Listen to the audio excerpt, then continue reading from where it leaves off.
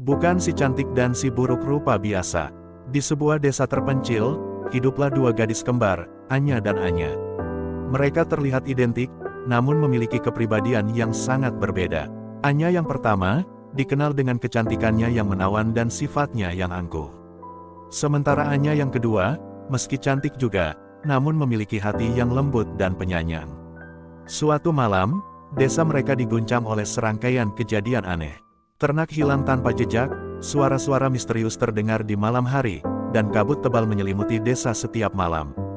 Warga mulai curiga, ada kekuatan jahat yang bersembunyi di desa mereka. Anya yang pertama, dengan sifat angkuhnya, malah merasa senang dengan kekacauan ini.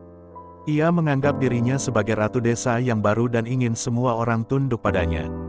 Namun, Anya yang kedua merasa takut dan sedih melihat penderitaan warga. Ia berusaha mencari tahu apa yang sebenarnya terjadi. Dalam penyelidikannya, Anya yang kedua menemukan sebuah buku kuno di perpustakaan desa. Buku itu berisi mantra-mantra hitam dan ritual-ritual mistis. Ia yakin, ada seseorang di desa yang menggunakan buku itu untuk melakukan kejahatan. Kecurigaan Anya tertuju pada seorang wanita tua yang tinggal di pinggir hutan. Wanita itu dikenal sebagai dukun desa, namun memiliki reputasi yang buruk. Anya memutuskan untuk menemui wanita tua itu. Dengan keberanian yang besar, Anya menghadapi wanita tua itu. Ternyata, wanita tua itu adalah ibu kandung dari kedua gadis kembar itu. Ia mengaku telah melakukan semua kejahatan itu karena dendam pada suaminya yang telah meninggalkannya. Ia ingin membuat desa ini menderita seperti yang pernah ia rasakan. Anya yang kedua sangat terpukul mendengar pengakuan ibunya. Ia berusaha membujuk ibunya untuk menghentikan perbuatan jahatnya, namun ibunya tetap keras kepala. Akhirnya, terjadilah pertarungan antara keduanya. Dalam pertarungan itu, Anya yang pertama tiba-tiba muncul. Ia membantu ibunya karena merasa senang melihat desa menderita. Keduanya berhasil mengalahkan Anya yang kedua. Namun, kemenangan itu tidak berlangsung lama. Saat hendak melarikan diri, ibu mereka terkena serangan balik dari kekuatan jahat yang telah mereka bangkitkan. Tubuhnya mulai membusuk dan berubah menjadi makhluk mengerikan. Anya yang pertama dan ibunya pun tewas dalam peristiwa itu. Desa kembali tenang, namun kesedihan menyelimuti hati Anya yang kedua. Ia merasa bersalah atas kematian ibunya dan saudara kembarnya. Anya yang kedua memutuskan untuk meninggalkan desa.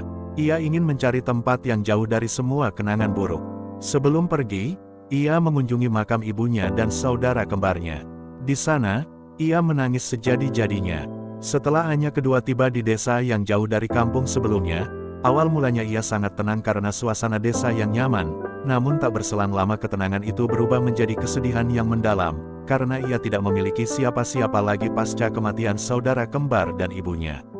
Hari-hari berlalu, terbesit dalam hatinya untuk mencari keberadaan ayahnya yang telah meninggalkan mereka sejak kecil. Dalam pencarian yang panjang dan melelahkan, di seluruh penjuru desa, ia tidak menemukan sama sekali informasi tentang keberadaan ayahnya. Anya pun putus asa dan berlari menuju tepi tebing yang curam. Ia hendak mengakhiri hidupnya yang kelam itu. Seketika Anya menutup matanya dan melepaskan bebannya dan hendak loncat ke dalam tebing curam itu, akan tetapi hal baik tiba-tiba menolongnya. Seorang pemuda tampan yang kebetulan melihatnya, segera menolongnya dan menariknya dari tepi tebing tersebut. Lalu Anya dibawa pemuda itu ke rumahnya. Pemuda tampan itu memanggil sosok pria parubaya yang sedang mencangkul di ladang milik mereka. Dengan bergegas sosok pria parubaya tersebut melihat Anya yang sedang dipapah oleh anaknya. Lelaki itu melihat secara teliti wajah gadis muda nan cantik tersebut, lalu tiba-tiba dia memeluknya dengan erat, setelah mengenali kalung yang pernah ia berikan kepada istrinya dahulu yang telah ia tinggalkan. Lelaki tua itu berkata, "Kamu Anya kan?" Anya pun menjawab dengan suara lirih, "Iya pak, aku Anya, bapak siapa?" Tanya Anya kembali, "Aku adalah ayahmu, maafkan ayah nak, karena telah meninggalkan kalian." "Mana Anya kakakmu?" tanya ayahnya lagi. Mendengar pertanyaan itu, Anya hanya menunduk dan terdiam sesaat, lalu menceritakan semua kejadiannya kepada ayahnya. Ternyata alasan ayahnya meninggalkan mereka karena ulah ibunya yang ternyata diam-diam telah mempelajari ilmu hitam. Hati Anya kembali tenang dalam pelukan ayahnya. Sesekali ia melirik seorang pemuda tampan yang tampak keheranan melihat kejadian di depan matanya barusan. Dalam hati Anya bergumam, jangan-jangan pemuda ini adalah saudara saya. Mohon maaf, Kisah ini berakhir dengan ending yang sedih, oleh karena itu saya tidak mampu meneruskan ceritanya. Jika kalian mau, jangan lupa like, komen, share dan subscribe channel ini, dan tulis di kolom komentar yang mau kelanjutan ceritanya. Terima kasih, kalian semua luar biasa.